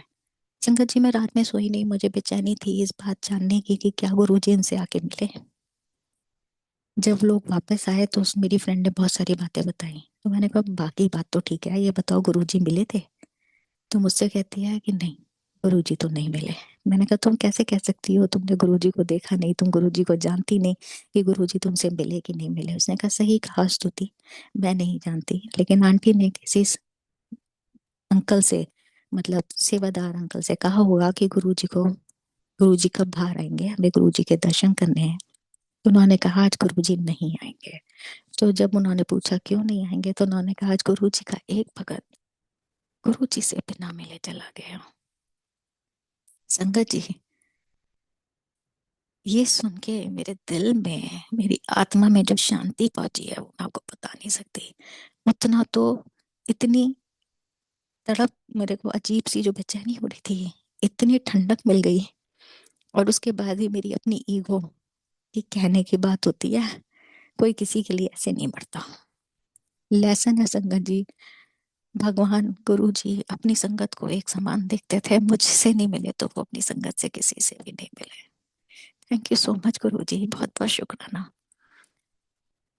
संगत जी जब मेरा पहली बार शेयरिंग के लिए आया ना, कि मुझे अपना सत्संग शेयर करना है, तो मैंने रात की जॉब करनी थी और सुबह उठ के सत्संग शेयर करना था मुझे। तो मैंने ये बात अपनी मम्मी को बताई और मैं बहुत एक्साइटेड थी कि मेरी बारी आ गई, मुझे सत्संग शेयर करना है। और उतनी घबराहट हो रही थी कि क्या बोलूंगी, कैसे बोलूंगी। मेरे से ज्यादा मेरी मम्मी को हो रहा था कि तुम टाइमली पहुंच जाना, क्योंकि इंडिया का टाइम और यहाँ का टाइम बहुत डिफरेंस है। तो मुझे ढंग से टाइमिंग का भी नहीं पता चल रहा था कि मतलब। तो मैंने मम्मी को बोला आप परेशान नहीं हो, अगर टाइम हो गया ना तो मैं कहीं भी पार्क में बैठ के गुरुजी का सत्संग शेयर कर लूंगी, तो आप परेशान मत हो। उस दिन पता चला कि बस लेट हो गई। तो मेरी मम्मी फोन पे ही थी मेरे साथ, मुझसे बोली बस नहीं आई अभी तक तुम्हारी, अभी तो तुम बस में बैठ जाती थी। तो मैंने कहा बस लेट हो गई, कोई बात नहीं मैं पैदल चल लेती हूँ। तो मुझसे बोली पैदल में तो बहुत टाइम लगेगा। मतलब संगत जी पैदल में 1 घंटा 45 मिनट से ज्यादा लग जाता है। तो मम्मी बोली तब तक हमारे यहाँ का टाइम ना हो जाए। तो मैं उनको यही तसल्ली दी जा रही थी कि आप परेशान नहीं हो, अगर टाइम हो भी गया, मैं जिस जहां पर भी होंगी मैं वहीं खड़े होके या वहां पे बैठ के गुरु जी का सत्संग आराम से करूंगी, सत्संग होगा जरूर। संगत जी विश्वास करिएगा, पीछे से एक खाली बस आती है और अपने आप रुकती है मेरे पास और मुझसे कहती है आपको कहीं जाना है, मैं आपको छोड़ देता हूँ। क्योंकि मैं बहुत छोटे टाउन में रहती हूँ तो बस जितने भी ड्राइवर हैं हम सबको जानते हैं, वो सब वो हम लोगों को भी पहचानते हैं कि कौन बैठता है कौन कहाँ उतरता है। तो वो बस ड्राइवर नए थे। तो मैंने उनको बोला, मैंने कहा हाँ मेरे को 610 10 स्ट्रीट पे उतार दीजिए प्लीज। तो मुझसे बोले नहीं मैं तो सीधे जा रहा हूँ, मुझे नहीं पता, मेरे पास तो मैप लगा हुआ है। उन्होंने मुझे वो मैप दिखाया। आप सोचिए कि मुझे यहाँ पहुंचना है। तो मैंने कहा ये मैप आपको किसने लगा के दिया? तो मुझसे बोले ये ना जो बस है ये बुकिंग हो रही है, इसकी बुक पे चलती है, मतलब सैटरडे और संडे। तो आप बैठ जाओ, जहां तक आप उतर सकते हो उतना ठीक है। तो मेरे दिमाग में क्या है कि मेरे को जितना मैं कम चलूं उतना ठीक है, तो जल्दी पहुंच जाऊंगी। तो मैंने कहा ठीक है, जहां तक जा रही है ये बस आप मुझे वहां तक उतार देना। संगत जी मैंने मैप भी नहीं चेक करा है, सोचो आप। वो बस 9 स्ट्रीट से लेके, मेरा घर 10 स्ट्रीट पे पड़ता है। तो जब वो मुड़ने लगी तो मैंने कहा ये तो 10 स्ट्रीट आ गई। तो मुझसे बोला हाँ हाँ यहीं का मैप लगा हुआ है। और मैं 10 स्ट्रीट पे अपने घर पे, अगर मैं नॉर्मल बस में भी बैठती ना संगत जी, क्योंकि बस इधर उधर घूम घाम कर आती है, तो भी कम से कम 35 40 मिनट्स लगते हैं।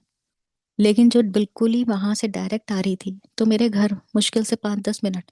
तो मैं 10 मिनट में अपने घर पहुंच भी गई। आप सोचो।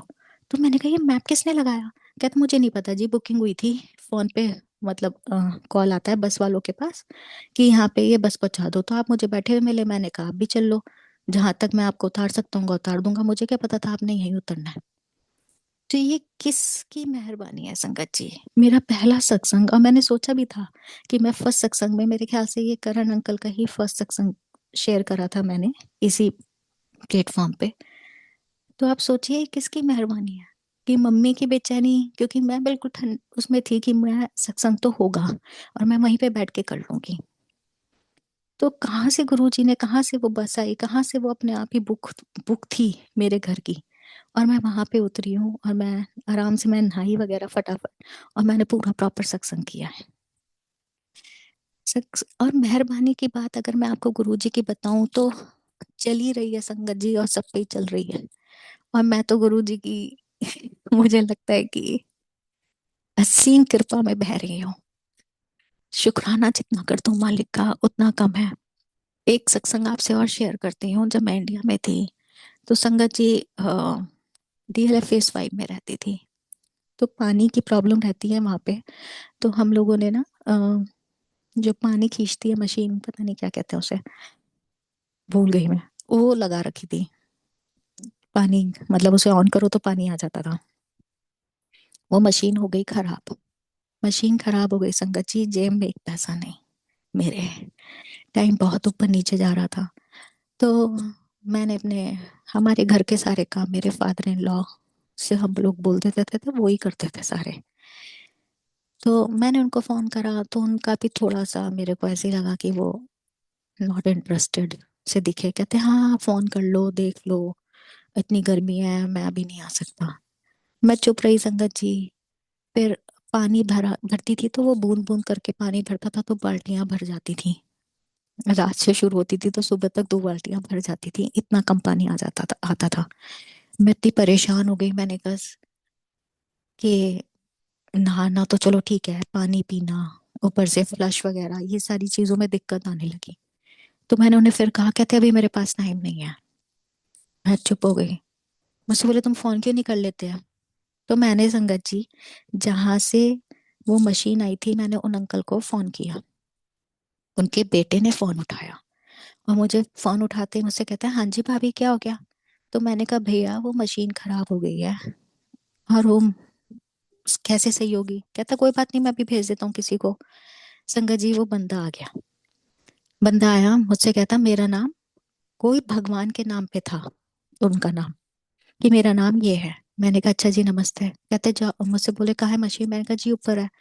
मशीन सर संगत जी वो उसने उतारी, उतार के नीचे लिया है। कहता ये तो मशीन खराब हो गई है, इसको तो ठीक कराना पड़ेगा। तो मैंने कहा ठीक है। मैंने कहा कितने लगेंगे? कहते 300 और मेरे आने के और ये मशीन रिपेयर करने के 150 कुछ ऐसे बोले उन्होंने, 150।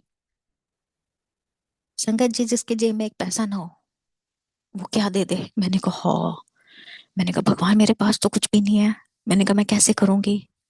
तो मैंने उस बेचारे को तो कुछ नहीं बोला। तो मैंने कहा अगर आपके पैसे बाद में मिल जाए तो? कहता नहीं जी मुझे तो अभी एडवांस चाहिए, वरना मैं मशीन यहीं छोड़ के चला जाऊंगा। संगत जी मैं बोली उसको कुछ नहीं। मैंने कहा अच्छा मैं फोन पे बात करती हूँ जिन्होंने आपको भेजा है। संगत जी दिल्ली गुड़गांव में सब शॉप पे बिजनेस बहुत अच्छे से होता है, और आपकी मशीन गारंटी में नहीं थी मेरी, क्योंकि 1 साल से ऊपर हो चुका था। अगर गारंटी में होती है तो रिप्लेस हो जाती है। तो मैंने उसे सीधे सवाल बोला, मैंने कहा भैया मेरे पास पैसे नहीं है और ये मशीन गारंटी में भी नहीं है। मैंने कहा और मशीन और अपने सारे मिला के मैं कहा ये तो 300 और कुछ कह रहा है। मैं कहा कैसे होंगे? तो मुझसे कह रहा भाभी आप इतने परेशान हो के इतना रो रो के क्यों बोल रहे हो? तो मैंने कहा बात तकलीफ की नहीं थी, बात थी कि मैं पैसे है ही नहीं, और मैंने उस बेचारे बंदे को ही बुला लिया। हर किसी को पैसों की जरूरत होती है, भले ही कोई गरीब है या अमीर। तो मेरे को लग रहा था ये आप ही गया और कैसे होगा। तो मुझसे बोला आप बिल्कुल परेशान नहीं हो, इसको बोलो मशीन लेकर आ जाए, मैं आपको नई मशीन लगवा दूंगा। तो मैंने कहा भैया मेरे पास 300 रुपये नहीं है मशीन के, आप नई मशीन कैसे लगवाओगे, क्योंकि हजारों में मशीन आती है। तो मुझसे बोले भाभी आप परेशान नहीं हो, ये बिना पैसों के आपके मशीन लगेगी। तो मैंने कहा कैसे? तो मुझसे बोले कि सुनिएगा संगत जी, ये बिजनेसमैन बच्चा मुझसे बात कर रहा है जो एक दिन में पता नहीं कितनी चीजें बेचता है वो बच्चा। मुझसे कहता है "सर, आप इतने परेशान हो, मैं समझ चुका हूँ कि आपके पास पैसे नहीं है। मैं किसी की भी वारंटी दिखा दूंगा कि ये खराब हो गई है, आ, तो वो रिप्लेस कर देंगे और हम आपका एड्रेस दे देंगे। मैंने कहा ठीक है भैया। बात मेरी आधे समझ में आई नहीं आई। मैंने कहा ठीक है। मैंने कहा भैया इसके पैसों का? कहते इसी के पैसे जहां से मशीन आती है कंपनी वाले देंगे, तो आप परेशान मत होइए। संगत जी मशीन मेरी नई की नहीं लगी। किसकी कृपा से? गुरु जी की। एक पैसा नहीं देना पड़ा मुझे, क्योंकि भगवान जानता था कितनी तकलीफ में होंगी मैं। संगत जी मेरे को 6 महीने से ऊपर हो गए थे, मुझे नींद नहीं आती थी। ये मैंने खुद काउंट किया कि 6 महीने हो गए हैं। तो गुरु जी के मंदिर में मैं गई थी, है ना। मेरे फादर इन लॉ और मदर इन लॉ लेके गए मुझे कि गुरु जी का कोई मंदिर है, वहां चलते हैं चलते हैं। तब तक मुझे कुछ पता ही नहीं, मैं भूल चुकी थी सारी चीजें गुरु जी को। तो मैंने कहा चलते हैं। जब हम गुरु जी के मंदिर गए, संगत जी बस गणेश जी के पास जो गुरु जी की वो आती है, वहां भी मैंने माथा टेका। और आप सोचिए कि मैंने बहुत कुछ उल्टा सीधा बोला। जैसे कोई बच्चा अपनी माँ से या कोई बच्ची अपनी मायके में आके बोल देती है कि मतलब बहुत कि ऐसा हो रहा है, ये हो रहा है, वो हो रहा है। थोड़ा बहुत अच्छा भी बोला होगा, खैर मैं बोल पाला ही। लेकिन उस दिन हमने दरबार के दर्शन नहीं करे। संगत जी उतना ही बोलना मेरे लिए बहुत था, और वहां जाना बहुत था। मेरे सिर पे जो बोझ था ना वो उतर गया। ऐसा लगा किसी ने लगेज उठा के रख लिया है। मेरे को नींद नहीं आ रही थी, नींद की बहुत दिक्कत थी। तो ऐसे ही मैं लेटी हुई थी, तो मैंने अरदास लगाई लेटे लेटे कि इससे अच्छा है कि इतनी तकलीफ है, मेरे सिर में दर्द होते हैं, आप मुझे प्लीज उठाई लो, वो ज्यादा अच्छा है। संगत जी गुरु जी आते हैं, मेरे सिर पे हाथ रखते हैं, उनके सिर से रेंज निकल रही है। और जहां जहां मेरे तकलीफ है ना, वो सारी तकलीफें मतलब मेरी क्लियर होती जा रही है, दर्द में आराम मिलता जा रहा है। और उस दिन मैं सो गई। उससे पहले क्या होता है संगत जी, हमारे यहाँ पे गेस्ट वगैरह आते थे, तो सर्वज्ञ के फादर पान लेकर आते थे। तो मैंने पान खा लिया एक दिन। पान खाया ना, तो मुझे लगा कि मेरे नसों में आराम मिल गया। तो घर में पान आने लगे कि स्तुति को पान पसंद है, तो पान आ गए। मैं पान इसलिए खाती थी क्योंकि मेरे को कुछ समय के लिए आराम मिल जाता था। लेकिन जिस दिन से गुरुजी ने मेरे सिर पे हाथ फेरा और वो रेंज गई और उस रात मैं सो गई, संगत जी, मतलब मेरे प्यारे न्यारे हो गए। आप सोचिए कि मैं सो गई। उसके बाद ही मैंने पान खाना बंद नहीं करा। मैं उठाती थी, पान खा लेती थी।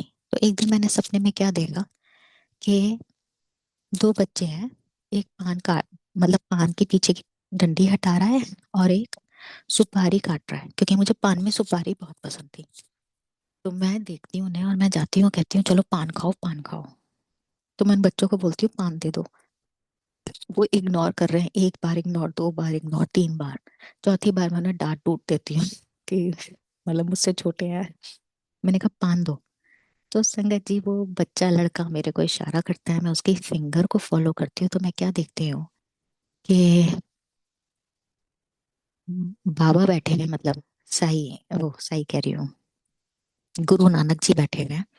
और उनके टी शर्ट पे गुरु जी का स्वरूप लगा हुआ है और उनके हाथ में एक छोटी सी माला है, वो उसको फेर रहे हैं। तो मैं उस बच्चे को देखती हूँ और मुझसे कहता है पान खाना मना है। और ये देखते ही मेरी आंख, मतलब मेरा ड्रीम ओपन हो जाता है। तो मैं गुरुजी के स्वरूप के सामने जाती हूँ, मैं कहा गुरुजी पान खाना मना है, मैं पान नहीं खाऊंगी। आपने जब मुझे पान खिलाना होगा, आप प्लीज मुझे बता देना। मैं पर पान, मुझे पता चल जाएगा कि मेरा पान खाना स्टार्ट हो गया। जबकि मुझे नींदें वगैरह आनी शुरू हो गई थी उस दिन के बाद से। संगत जी, पता नहीं मैंने कितने महीने पान नहीं खाया। और ऐसे मुझे कोई जरूरत लगी भी नहीं कि मुझे पान खाना चाहिए। लेकिन मालिक से आप बातें करते हो, वहाँ की एक एक बात को बहुत अच्छे से सुनते हैं और कितने अच्छे से रिप्लाई करते हैं। मैं एक सत्संग गुड़गांव में ही किसी गुरु परिवार के यहाँ गई सत्संग अटेंड करने। वहां पे सत्संग हमने अटेंड करा, दूर से दूर तक मुझे कोई कुछ ध्यान नहीं, मतलब हम कह के अपनी चीजें भूल भी जाते हैं। लेकिन मालिक नहीं भूलता, छोटे से छोटी, बड़ी से बड़ी चीजें भी नहीं भूलता वो आपकी। संगत जी, लंगर प्रसाद किया। लंगर प्रसाद के बाद जैसे ही उठना शुरू करा, उन्होंने कहा भी आप बैठ जाइए, आपको पान मिलेगा। और उस संगत में मुझे पान मिला। और मुझे नहीं, सबको मिला। मैंने पान खाया। संगत जी, पान मेरा वैसे ही जो मुझे पसंद है, सुपारियों, सुपारी डला हुआ। हाँ हाँ, मजा आ गया। तो जब मैंने वो पान खाया तो मुझे क्या लगा कि सबके पास, जैसा मेरे पास पान है वैसे ही सबके पास होगा। तो मैंने अपनी मदर इन लॉ को बोला, वो मेरे साथ थी, मैंने कहा पान में सुपारी है, आप सुपारी निकाल के मुझे दे देना, क्योंकि आप सुपारी नहीं खाते हो। तो मुझसे बोली पान मैं खा भी चुकी हूँ और मेरे पान में कोई सुपारी नहीं है। मुझे लगा अरे। फिर मैं भागी अपने फादर फादर इन लॉ के पास। मैंने कहा पान में ना शायद सुपारी होगी, आप वो निकाल के मुझे दे देना। पता है मुझसे क्या कहते हैं कि स्तुति, मजा आ गया। जैसा मैं सादा पान खाता हूँ, बिना मीठा, मतलब वो मीठा नहीं खाते, मेरे को बिल्कुल वही मिला है, उसमें कोई सुपारी नहीं है, तो मैं तुम्हें सुपारी नहीं दे सकता। संगत जी, बड़ी हैरानी मुझे। मैंने कहा अच्छा। फिर मैं भागी अपने हस्बैंड के पास। मैंने कहा वो पान में सुपारी होगी, आप सुपारी नहीं खाते, मुझे दे देना। मुझसे कहता पान बहुत ही टेस्टी है, कोई सुपारी नहीं है, पान मीठा है, और जो जो मतलब पता नहीं वो क्या क्या डलवाते रहते थे, सुगंध वुगंध पान के अंदर, बिल्कुल एग्जैक्टली वैसे ही है।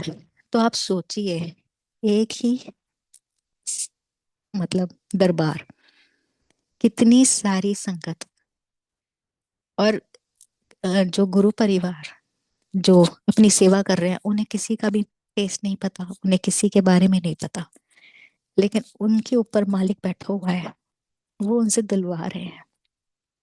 और सबके पास वो ऐसे ऐसे पान गए हैं कि जिसको जैसा पान पसंद था उसके पास वैसे ही पान पहुंचा।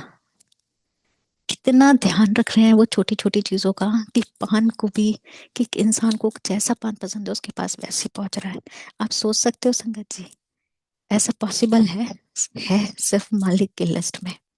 अगर मैं अपने घर में भी अपने पान बनवाऊं तो भी मुझे पता ना चलेगा, क्योंकि पान को हम रैप करते हैं कि कौन सा मीठा है कौन सा, जब तक हम उस पर लिखे ना। सोचिए आप। तो उस दिन से मुझे पता चला कि मेरा पान खाना स्टार्ट हो गया, मतलब मैं पान खा सकती हूँ। संगत जी, एक चीज और मैं आपको बताती हूँ। गुरु जी ये है, मेरी जॉब लग गई थी और मेरी शादी नहीं हुई थी। तो मेरी ट्रेनिंग, मतलब दिल्ली में ट्रेनिंग होती थी, रहती मैं गुड़गांव थी। तो मुझे कार लेने आती थी। तो जब कार लेने आती थी ना संगति, ट्रेनिंग के बाद रात को जब मैं घर जा रही हूँ गुड़गांव की तरफ, तो ढोला कुआ उधर की साइड पड़ते हैं जगह। तो ट्रैफिक इतना होता था तो टाइम ज्यादा लगता था। तो बाहर देखने के अलावा इंसान करेगा क्या। तो मैं बाहर देखती थी और हर बार मैं देखती थी कि आर्मी का एरिया है और वहां पे फंक्शन हो रहा है। तो आवाजें कई बार आती थी शादियों की। पता नहीं मेरे दिमाग में कहाँ से क्या दिमाग में आया मेरे, और मैंने कहा कि भगवान जब मेरी शादी हो ना, इसी जगह हो। संगत जी आया और उसके बाद अगले दिन फिर मैं वहीं से मेरी कार निकली। फिर मैंने क्या सोचा जब वो शादी हुई, क्योंकि मैंने उस अंकल से पूछा, ड्राइवर से, मैं कहा ये क्या जगह है, बहुत स्पेशल लगती है। कहते हैं हाँ जी ये आर्मी का है, यहाँ पे इन लोगों के फंक्शन होते हैं। संगत जी मैंने तभी मन में सोचा, मैंने को आर्मी, मैंने कहा मेरा तो हिसाब नहीं बन सकता यहाँ पे, मेरी कहाँ शादी हो सकती है। ये बात फिर से आई गई हुई खत्म। मतलब इंसान या कुछ ना कुछ सोचते ही रहता है, चलते ही रहता है दिमाग हमारा। जिंदगी आगे खिसक गई संगत जी। जिस दिन मेरी शादी, वही प्लेस, वही जगह। मतलब आप सोच सकते हैं, ना मेरे घर वालों को पता कि मेरे दिमाग में ये बात होगी, ना मेरे इन लॉस को पता, तीसरे किसी चौथे बंदे को नहीं पता। वो एक बैठा मालिक, ऐसा लगता है कि वो कितना खाली है मेरे लिए, कि मेरी डिमांडों पे डिमांडें पूरी कर रहा है। शुक्राना गुरु जी आपका। ये सिर्फ मैं आपको बता रही हूँ कि कनेक्शन बिठा रहे हैं, वो मुझे बता रहे हैं हर जगह कि मैं हूँ। लेकिन हम समझ नहीं पा रहे हैं संगत जी। डिमांडें पूरी होने का मतलब ये नहीं है कि, कैसे मैं आपको बताऊं कि कई बार हम छोटे बच्चों से दोस्ती करते हैं, बच्चे हमें इग्नोर कर देते हैं, लेकिन हमें लगता है बड़ा प्यारा सा बच्चा है, या हमें इग्नोर क्यों कर रहा है। हम उसे बताना चाहते हैं कि हम उसके साथ हैं, है ना। भले ही, तो हम उससे दोस्ती के लिए क्या करते हैं, हम उसे कभी टॉफी दे देते हैं, कभी हमें वो बच्चा बहुत अच्छा लगता है उसके लिए गिफ्ट ले जाते हैं, सरप्राइज गिफ्ट, है ना। तो मुझे ऐसा लग रहा था कि गुरुजी मुझे हिंट दे रहे हैं, लेकिन मैं वो समझ ही नहीं पा रही, है ना। संगत जी मेरी वहीं पे शादी होती है, उसी जगह पे। मैं हो गई, मजे आ गए, मस्ती हो गई, चलो जी। भगवान को कभी दिमाग में लाई नहीं मैं, इतनी सारी चीजें मेरे साथ हुई, मैंने कभी सोचा ही नहीं। फिर क्या हुआ संगत जी, मैं यहाँ आ गई।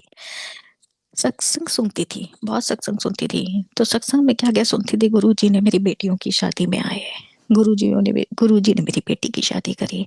तो मेरे दिमाग में क्या आया, मैं कहा गुरु जी आपने मेरी शादी नहीं करी ना, इसलिए मेरी शादी में,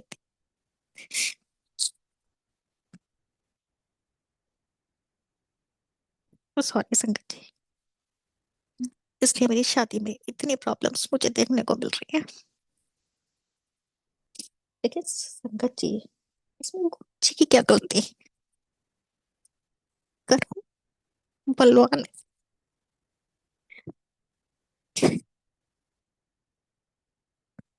इसी से बिना संगत जी, बिना हिसाब किताब के, बिना कर्मों के नहीं मिलते हैं। ये बात हम ह्यूमन बीइंग में समझ नहीं पाते हैं कि किसी का लेन देन चुकाना है, किसी से लेना है, किसी को देना है। लेकिन हम अपनी ही मस्ती में, अपनी ही चीजों में, हमें लगता है हम, जरा सा हमें पिन चुभानी है कि हमें अपनी चीजें रोना याद आ जाता है। तो मैंने गुरुजी को ये कहना शुरू कर दिया कि गुरुजी आप मेरी शादी में नहीं थे ना, तो इसलिए ऐसा हुआ, इसलिए प्रॉब्लम्स आ रही हैं, सारे ब्लेम गेम सब गुरुजी पे थोप दो। संगत जी फिर उसके बाद मैंने और सत्संग सुने, तो उसमें फिर सुनाई दिया कि कई बार गुरुजी नहीं आते थे तो गुरुजी अपनी संगत को भेज देते थे। संगत जी मैंने फिर ब्लेम गेम करा, मैं कहा गुरुजी चलो आप नहीं आ सकते थे, क्योंकि आप 2007 में आपने शारीरिक चोला छोड़ दिया, 2008 में मेरी शादी हो गई, आप गुरु परिवार को ही भेज देते। संगत जी, गुरु जी जवाब बहुत अच्छे से देते हैं और ऐसे देते हैं कि आपको समझ में आ जाएगा। मतलब हम तो क्या करते हैं ना, हमें किसी ने काउंटर अटैक करा, हम मतलब किसी ने हमें कुछ बोला, हम तुरंत काउंटर अटैक कर देते हैं, टक टक टक टक। मतलब बहस में गुरुजी ने कहा है, शांत रहो। समय आने पे गुरुजी सब बताते हैं। जब गुरुजी को लगा ना ये बहुत ही बकवास कर रही है मेरे से, आए दिन कंप्लेन, मेरी रहमतों का आयाम, जो मैंने इसे थाल पे थाल सजा के दी है वो तो मैं देख ही नहीं रही। क्योंकि वो तो मुझे लगा ना, वो तो मतलब वो तो मेरे हक में होना ही चाहिए। लेकिन जो नहीं हुआ मैं उस पे टिक टिक टिक टिक करे जा रही हूँ गुरु जी को ले से। संगत जी, मैं सत्संग सुन रही थी। सत्संग में आंटी कहती हैं, आप सुनिएगा वो ये सत्संग कि आ, गुरु जी, नहीं नहीं, सत्संग सुन रही थी और ये सत्संग उन अंकल का है, जो जनरल अंकल है ना, अ, जो अब हमारे बीच में नहीं रहे, जनरल कपूर अंकल। मैं उनका सत्संग सुन रही थी। उनका सत्संग में था कि गुरुजी ने अब हम लोगों से जिद करी, क्योंकि गुरुजी आर्मी उनको बहुत पसंद करते थे, आ- आर्मी के लोगों को। तो गुरुजी ने जिद करी कि आर्मी में हाँ जाओ। मैं उस जगह की बता रही हूँ संगत जी जहाँ मेरी शादी हुई है, एग्जैक्टली वही जगह है वो। वहां जाओ और वहां पे सत्संग होना है। तो मैं ये सत्संग बड़े ध्यान से सुन रही थी। कहते संगत तो कहते हैं कि संगत जी, गुरुजी ने तो बोल दिया, लेकिन ऐसा पॉसिबल हो नहीं सकता, क्योंकि आर्मी एरिया में मतलब ऐसे हम चीजें नहीं कर सकते। लेकिन गुरुजी की मेहरबानी देखिए कि वो सारी चीजें होती चली गई। तो संगत जी, कहने का मतलब यह है कि गुरुजी को हर चीज पहले से ही पता थी कि गुरुजी चोले में नहीं रहेंगे। लेकिन गुरुजी को पता था कि उनकी बेटी है एक स्तुति, तो वो पहले से उस जगह को ब्लेस कर गए। वहां पे सत्संग हुआ है, उसके बाद मेरी शादी हुई है संगत जी। और ये कितनी तरीके से गुरुजी ने मुझे ये सत्संग सुनाया। फिर रही कि गुरुजी आप नहीं आए, कम से कम आप अपने गुरु परिवार की संगत को भेज देते, क्योंकि संगत का आना गुरु जी का आना होता है। तो ये मैं गुरु जी के दिमाग खाई जा रही थी। तो गुरु जी मुझे टेलीपैथी में कहते हैं, क्या की नहीं कितना मैं तेरे लिए, तू मैनू दस। तो मैंने गुरु जी को बुला के शादी में मतलब आप आते, या गु, गुरु परिवार को भेज देते। कहते एल्बम उठा के फड़ और उन्होंने देख। पंजाबी थोड़ी मतलब समझ में आती है संगत जी, बोल नहीं पाती थोड़ा। संगत जी, आपको यकीन नहीं आएगा, मेरी शादी में गुरु परिवार ज्यादा नहीं तो कम से कम 2-3 फैमिली तो थी। आप सोचिए, मतलब ना तो सर्वज्ञ की फैमिली को पता उस टाइम पे कि ये लोग गुरु जी से लाइव मिले हैं, या मतलब गुरु जी से इतना अच्छा कनेक्शन है ना। ना मुझे पता, लेकिन मेरी कंप्लेनें इतनी चल रही हैं पूछो मत, है ना। फिर मुझे धीरे धीरे याद आना शुरू हुआ कि ओ, सगरवाल आंटी और अंकल जब हमारी शादी में आए संगत जी, और जब मैंने उन्हें देखा, उनकी पर्सनैलिटी उस टाइम पे इतनी दमदार लग रही थी कि मेरे अंदर से ही जब मैं उतरती हुई आ रही थी, मैंने जब उन्हें सबसे पहले मैंने उन्हीं के दर्शन करे हैं। जब मैंने उन्हें देखा तो मेरे मन में क्या आया कि ऐसा लग रहा है शिव और पार्वती खड़े हैं। और वो सारी चीजें मुझे दोबारा रिमाइंड हुई, मैंने कहा "हाँ।" और फिर एक के बाद एक मुझे वो सारी संगत गुरुजी ने दिखाई कि देख, ये तेरी शादी में आए, ये तेरी शादी में आए, ये तेरी शादी में आए। तेरी शादी गुरु उससे नहीं खराब हुई है, मेरी ब्लेसिंग से खराब नहीं हुई। गरम नाम की भी कोई चीज होती है, वो सबसे ऊपर होती है। और मैं एक बार मेहर कर दा, बार बार नहीं, क्योंकि आप एक बार फेल हो गए, आपको जब लिखना बता दिया भगवान ने कि ऐसे लिखते हैं, ऐसे बनता है, और उसके बाद भी आप अगर ए गलत बनाओगे तो उसमें भगवान की गलती, गुरु जी की गलती नहीं है संगत जी। तो कर्मों पे ध्यान दीजिए, क्योंकि मैं इसलिए कह रही हूँ, मैं उस राह से निकल रही हूँ और बहुत आसानी से निकल रही हूँ, क्योंकि मालिक की असीम कृपा चल रही है मेरे पे। लेकिन जाएंगे तो कर्म ही ना। एक बार बारिश हो सकती है, बार बार बारिश नहीं होती, क्योंकि गुरुजी कहते हैं एक बार गलती की माफी है, बार बार नहीं है। ठीक है संगत जी, तो मुझे ये बताया गया कि सब कुछ हुआ तुम्हारे लिए, पहले से पहले ही गुरुजी प्लान करके चले गए। संगत जी ये हुआ। फिर उसके बाद संगत जी क्या हुआ, पवित्र के होने से पहले, मैं अपने बच्चे की बात कर रही हूँ, उसके होने से पहले मैं किसी अंकल आंटी के यहाँ गई। वो सर्वज्ञ के मॉम डैड के फ्रेंड्स थे। उन्होंने वहां पे साई जी का सत्संग रखा हुआ था। तो वहां मैंने वो अद्भुत नज़ारे देखे और मैं इम्प्रेस हो गई काफी। तो मुझे लगने लगा कि मैं भी गुरुजी साईं बाबा की शेनी से वो लाऊंगी, क्या कहते हैं, स्वरूप, और अपने घर में लगाऊंगी, क्योंकि मुझे बहुत अट्रैक्टिव लगा था वहां पे। संगत जी शिरडी गए, साईं बाबा का स्वरूप बड़े चाव से लेकर आए, बहुत बड़ा फ्रेम करके लगा दिया गया। लगा दिया, यूके चले गए, यूके से आए, बच्चा मेरा इंडिया में बॉर्न हुआ, सब कुछ हुआ। जैसे ही अवित्र बॉर्न हुआ तो मुझे क्या लगने लगा कि अब मेरा टाइम आ गया है कि मेरी जिंदगी में गुरु जी का होना बहुत जरूरी है, और गुरु के बगैर जिंदगी नहीं है। क्योंकि अब लाइफ जितनी मस्ती करनी थी मैंने कर ली, अब लाइफ जरा गुरु जी के हिसाब से चलनी चाहिए। ये मेरे दिमाग में आया, आ गया। चलो जी, अब मैं कहूँ कि गुरु जी कहाँ से बनाऊं, क्योंकि मेरे दिमाग में ये सारी चीजें इसलिए आई क्योंकि मैंने अपनी मम्मी को देखा हुआ था। मेरी मम्मी ने जब गुरु जी का मंत्र जाप लिया था तो मैं उन्हीं के साथ गई थी, और परिवार में पूजा पाठ के अलावा कोई, पूजा पाठ या पढ़ाई के अलावा कोई और दूसरी बात होती नहीं थी। तो इसलिए थोड़ा पता था। तो मेरे दिमाग में ये चलने लगा कि अब जिंदगी में गुरु जी का आना जरूरी है, अब गुरु जी कहाँ से लाएं। अब इतने में क्या हुआ संगत जी, मुझे फिर से वही साईं बाबा वाला कॉल आ गया, दोबारा से आ गया। तो मैं उन आंटी से जो वहां पे गुरु माता है वो, तो उनसे बाय चांस मेरा 1 to 1 मिलना हुआ। मैं उनसे मिली, तो मैंने उन लोगों को, उन्हें इनवाइट कर लिया कि आप घर आइएगा। वो बेचारी घर आई, घर आई।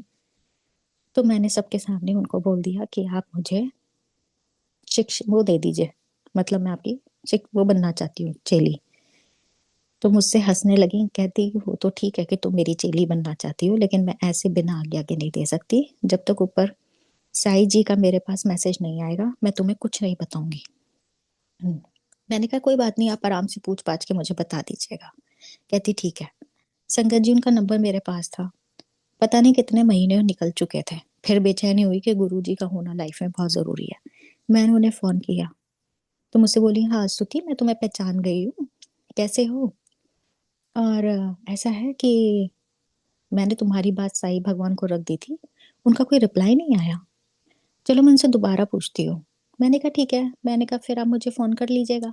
कहती हाँ मैं कर लूंगी। संगत जी 2-3 दिन निकले, कोई फिर से फोन नहीं। और मेरी जिंदगी में आपको कह रही हूँ कि ऐसी हो चुकी थी। और जरा से भी कांटा लगता है ना तो हमें लगता है बस सारे कहर हम पे ही है। मेन चीज तो ये भी है, हम मतलब मैं अपनी बात करूँ तो रोने की आदत बहुत ज्यादा ही बन चुकी थी। तो ये हुआ कि 2-3 दिन हो गए इनका फोन नहीं आया, मुझे भूल गई कि इग्नोर कर रही हैं, कुछ बता नहीं रही। लेकिन सबके अपने एथिक्स होते हैं संगत जी, ऐसी मतलब हम जैसे बदतमीज टाइप लोग किसी को भी कुछ मुंह उठा के बोल दें, ऐसा नहीं होता। जो कोई भगवान की राह पे चलता है उनके अपने एथिक्स होते हैं, उनको जिस तरह से गाइड किया जाता है वैसे ही चलना चाहिए, क्योंकि हम हुक्म में रह रहे हैं मालिक के। अब थोड़ा बहुत पता चला है मुझे ये सारी चीजें। मैंने चौथे दिन उन्हें फोन किया तो उन्होंने मुझसे कहा हिम्मत करके, कहती सुती इतनी जल्दबाजी क्या है, तुम रुक जाओ। ये मैंने कहा नहीं यार मुझे बता दो, मतलब मुझे बुरा नहीं लगेगा। तो मुझसे बोली कि सुती साईं भगवान ने तुम्हारे लिए एक संदेश भेजा है, वो ये है कि तुम अभी रुक जाओ, ठहर जाओ तुम। तो मैंने उन्हें तो कुछ कहा नहीं संगत जी, मैंने कहा हाँ जी कोई नहीं कोई नहीं। ये करते हुए मैंने फोन काट दिया। और जो साईं बाबा का स्वरूप मेरे मंदिर में लगा हुआ था, मैं डायरेक्ट उस स्वरूप के पास पहुंची। और संगत जी यकीन मानना, मैंने उन्हें इतना उल्टा सीधा कहना शुरू कर दिया कि आपको मांगा क्या था, मैंने गुरु तो मांगा था कि मेरी जिंदगी में गुरु आ जाए, है ना। मैंने कहा और आप इतना एटीट्यूड कि मैं रुक जाऊं और ये हो जाए। मैंने कहा अगर इंसान कोई ढंग की राह पे भी चलना शुरू करे तो भगवान चलने नहीं देता। बताओ कैसे हैं आप। संगत जी ना जाने मैंने उन्हें क्या क्या कह दिया, और इतने गुस्से में ये कह दिया कि मैं आपको इतने चाव से लाई थी शेरनी से, और आपने मेरा दिल तोड़ दिया। तो जब अभी आप इस अभी आप यहीं रहिएगा, लेकिन मैं आपको अब अपने इस स्थान में ज्यादा रखना नहीं रखूंगी नहीं। तो आप मुझे, और मैं आपको ऐसे कहीं मंदिर वगैरह पे भी नहीं दूंगी। तो आप मुझे एक ऐसे इंसान से मिलवा दीजिए जो आपको, आपका बहुत बड़ा भक्त हो, तो मैं आपको उसको हवाले कर दूंगी जो आपकी पूजा पाठ कर सके, और मेरा अब आपसे कनेक्शन खत्म। सोचिए आप कि किस, और एक तो ये मेरी बदतमीजी संगत जी, भले ही मैं किसी भी कंडीशन से निकल रही हूँ, उससे पता चलता है कि मैं कितनी बदतमीज हूँ, कि मुझे बात करने की तमीज नहीं है कि भगवान से कैसे बात करते हैं, क्योंकि मुझे तो लगता था भगवान के अलावा और किसी पे राइट है ही नहीं शायद से। तो मेरे को जितना भी गुस्सा था मैंने वो तो बोला ही, और सोचो कि भगवान को ये कह दिया जो भगवान का ही घर है, उनकी मेहरबानी से खा रहे हैं पी रहे हैं सब कुछ हम कर रहे हैं। मैं उन्हीं को धमकी दे आई कि आप उन बंदे से मुझे मिलवा दीजिए जो आपका बहुत बड़ा हो, और मैं आपको उन्हें दे आऊंगी। संगत जी कह कहा दिया मैंने। कुछ टाइम बीता और मेरी जिंदगी में गुरु जी आ गए, क्योंकि शेणी वाले पापा को पता था कि मैं ऑलरेडी गुरु जी के अंडर में हूँ। लेकिन मुझे ही नहीं पता चल रहा था, क्योंकि मुझे चीजें याद ही नहीं आ रही थी। मैं गुरु जी से कब से मिल चुकी थी, लेकिन मैं भूलती जा रही थी सारी चीजें, है ना। तो मुझे गुरु जी की कॉल आ गई, और कॉल ऐसे आई कि सर्वज्ञ के मम्मी पापा के पास फोन आया कि आप हमारे यहाँ पे गुरु जी का सत्संग है, आप आ जाइए, और ये कॉल स्तुति की है, आप स्तुति को साथ लेकर आइएगा। उनका मेरे पास फोन आया कि स्तुति आप तैयार हो जाओ, हम आपको लेने आ रहे हैं, क्योंकि गुरु जी मतलब वो उन्होंने आपको इनवाइट करा है। संगत जी मैं उस टाइम पे ऐसी थी, टाइम ऐसा चल रहा था, मैंने कहा मुझे नहीं जाना, आप लोग चले जाओ, मुझे पता है कि आपको लगता है कि फैमिली साथ चले, इसलिए आप ऐसे कह रहे हो। तो सर्वज्ञ की मदन ने बोला नहीं नहीं, पापा सही कह रहे हैं, आप तैयार होकर आ जाओ। संगत जी गुड़गांव और दिल्ली की संगत बहुत अच्छी है, और अच्छे अच्छे सूट पहनती है, सब कुछ पता था मुझे। तो मैं ये सोच में पड़ गई कि मैं सूट कौन सा पहनूं, है ना। तो मैंने कहा सूट कौन सा पहनूं, और क्योंकि हमारे लिए गुरुजी का सत्संग मतलब कि जैसे किसी की शादी या फिर पार्टियां, या फिर आप समझ लो कि जागरण, जैसे बुला लेते हैं जागरण में। हमें नहीं पता था कि गुरुजी का दरबार एक ऐसा दरबार है ओपन, कोई भी आके खड़ा हो जाए, किसी से कोई क्वेश्चन नहीं पूछा जाता। कितना अनोखा दरबार है, वरना हम तो इनविटेशन के अलावा कहीं खिसक नहीं सकते जब तक माता की चौकी का इनविटेशन ना आ जाए या जागरण का ना आ जाए। हम तो कहीं भी जाके नहीं खड़े हो सकते। सोचिए संगत जी कितने लकी हैं कि गुरु जी का दरबार सबके लिए खुला। ये तो सोचा ही नहीं था। तो मेरे तो दिमाग में ये था कि जागरण के बाद अच्छी सी पार्टी होगी तो ढंग के कपड़े पहनने हैं। अब क्या हुआ संगत जी, चीजें ऐसी हुई हैं कि सोच भी नहीं सकते। और वो होनी मेरे साथ बहुत जरूरी थी, क्योंकि जब भगवान का कोई लाडला बच्चा सिर पे चढ़ जाता है ना, तो उसे घुमा के एक अच्छे से चाटा भी पड़ना चाहिए। और वो मैं डिजर्व भी करती थी, क्योंकि जो चीजें मुझे मिलती जा रही हैं उसका तो मैं थैंक्स कर ही नहीं रही हूँ, है ना। और वो मुझे हिंट पे हिंट दिए जा रहे हैं, मैं उसको, मुझे समझ में नहीं आ रहा, क्योंकि मेरा दिमाग ही इधर उधर घूमे जा रहा है कि मेरी जॉब लग जाए तो यूं हो जाए, ऐसा क्यों हो गया तो वैसा क्यों हो गया, क्योंकि कंप्लेनिंग जोन में इतने घूमे हुए हैं कि भगवान की तरफ तो कुछ हुआ ही है ही नहीं। तो इतना ऊपर नीचे हुआ कि मुझे आवाज आई कि मर्जेंटा कलर का सूट पाले। और सोचिए कि पहला वर्ड पंजाबी, और मुझे समझ में भी आ गया दूर से दूर तक। ना मैं कहीं पंजाब मतलब बैठती हूँ पंजाबी, मतलब उसमें उस टाइम पे। अब तो मुझे काफी चीजें समझ में आ गई हैं। तो मैंने कहा कौन सा, मुझे वो सूट समझाया गया, वो प्रॉपर मर्जेंटा नहीं है, लेकिन आप शेड्स पे जाएंगे तो आप कहोगे कि ये मर्जेंटा में आता है। मैंने वो सूट फटाफट पहना, मैं वहां गई। संगत जी बाहर डेकोरेशन से लेके, चेयर से लेके, कुशन से लेके, गुरु जी के दरबार तक पूरा मर्जेंटा। और एक मैं मर्जेंटा। तो मेरी मदर इन लॉ कहती है तुमने ही सजाया है।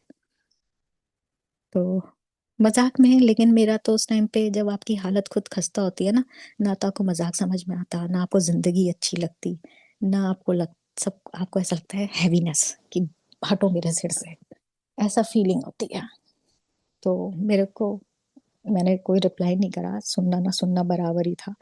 अंदर गए, एक शब्द जो समझ में आया वो था कर मेहरा कृपा ते साया।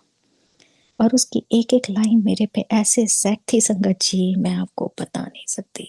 और मेरे आंखों से टप टप टप टप आंसू। और वो एक एक सेंटेंस, एक एक मीनिंग मेरे को समझ में आ रहा था। और मुझे ये भी नहीं पता था, क्योंकि हम सत्संग शुरू हो चुका था, तो हमें जैसे हमने एंट्री करी हमें वैसे ही बैठा दिया गया। तो मैं दरबार तक भी नहीं पहुंची हूँ। तो मेरे अंदर से यही निकला, ये पता था गुरुजी का सत्संग है, गुरुजी कौन है, क्योंकि मंदिर जा चुकी थी, ये सब मालूम था। तो अंदर से यही निकला, गुरुजी मेहर कर दो मालिक। आपको पता है चीजें बहुत ऊपर नीचे चल रही हैं, इसकी एक एक लाइन मेरे पे सूट कर रही है। संगत सत्संग खत्म हुआ संगत जी, हम दरबार में माथा टेकने गए। मर्जेंटा पूरा दरबार, और मर्जेंट जिनके घर में था सत्संग, वो पूरा पूरा फुल फैमिली मर्जेंटा में खड़े हुए थे। मैंने नोटिस भी नहीं करा, लेकिन गुरुजी छोटी छोटी सी चीजें नोटिस करवाते हैं, ये बताने के लिए कि बच्चा मैं तेरे साथ हूँ, इतनी टेंशन नहीं लेनी। तो संगत जी, गुरु परिवार, वो जिनके यहाँ पे सत्संग थे, जिनके घर में वो आए, अरे सर आप आ गए, आप आ गए।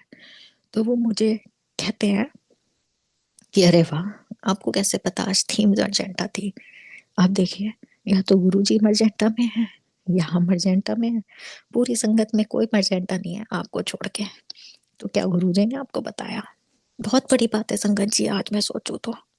उस टाइम पे मेरा मन नहीं करता था तो मैं हाँ जी कर देते थे, लेकिन आज मैं सारी चीजें सोचूं, फील करो, फील, सिर्फ चीजों को फील करिए संगत जी। कोई जरूरी नहीं गुरु जी के दर्शन, बहुत बड़ी बात है, वो तो हमें ताड़ने आए हैं, तो वो लाइट ही, हम हवा को फील करते हैं। जब सूरज ऊपर निकलता है उसकी गर्मी को फील करते हैं, तभी तो पता चलता है ना आज गर्मी ज्यादा है, आज सूरज बड़ा अच्छा लग रहा है, बैठने में बड़ा मजा आ रहा है। सिर्फ फील करिए और फिर देखिए उसके क्या नजारे हैं। कहाँ मालिक और कहाँ हम। और मैं फिर भी हाथ जोड़ के गुरुजी का शुक्राना करती हूँ, मुझ जैसी लड़की जो ना तो मतलब घर से पूजा पाठी थी, थोड़ा बहुत करती भी थी पूजा पाठ, ना तो मैं संगत जी फास्ट रखती थी। और मुझे कभी बोला भी जाता था तो मुझे लगता था कि आय हाय भूखा कौन रहेगा। और ना ही मैं कोई प्रॉपर हूँ पूजा पाठी पाठ में, और आज भी मैं कोई पूजा पाठ में प्रॉपर नहीं हूँ। बस दिल से एक गुजारिश, गुरु जी के दरबार में हर बार ये लगती है मालिक साथ मत छोड़ना। आज जो भी हूँ जहां भी हूँ आपकी रहमत से हूँ। बहुत बहुत शुक्राना है आपका। बस संगत जी, आज के लिए इतना। और फिर कभी गुरु जी मौका देंगे तो फिर सही। Thank you so much Karan uncle.